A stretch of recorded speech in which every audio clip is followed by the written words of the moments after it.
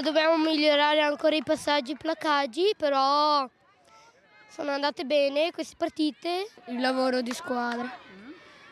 E dobbiamo migliorare i passaggi e l'importante è divertirsi. Fare nuove amicizie anche con i bambini delle altre squadre, che è bello, sì. Gabriele, Diego e Alessandro raccontano meglio di chiunque altro le emozioni e i valori che si celano dietro la palla ovale, una passione e una tradizione, quella del rugby, che ha portato a paese circa 1200 atleti tra bimbe e bimbi per la 43esima edizione del Trofeo Visentin. Suddivisi in 16 campi da gioco, nessuno di loro si è risparmiato. Per il presidente veneto della federazione, la migliore garanzia per il futuro. Devo dire che i club veneti stanno facendo un gran lavoro proprio per la crescita e la formazione delle nostre ragazze e dei nostri ragazzi, e quindi sono un presidente fortunato io, perché è una regione veramente molto produttiva a livello rugbistico. Ma per coltivare l'eccellenza c'è bisogno del supporto di tutti, dal pubblico al privato.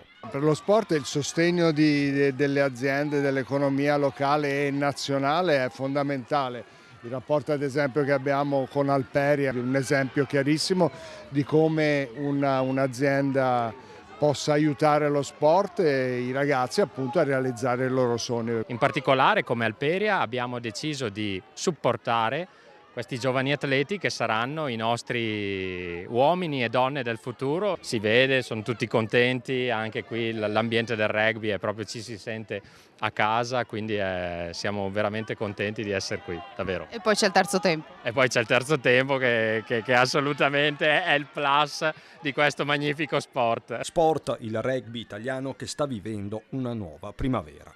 Stiamo vincendo a livello internazionale, le nostre giovanili stanno andando bene, la squadra femminile continua a fare i suoi risultati, i club come questo hanno ripreso i numeri del pre-Covid, stanno crescendo, c'è entusiasmo, c'è voglia, c'è felicità, e sta bene, il rugby italiano sta bene.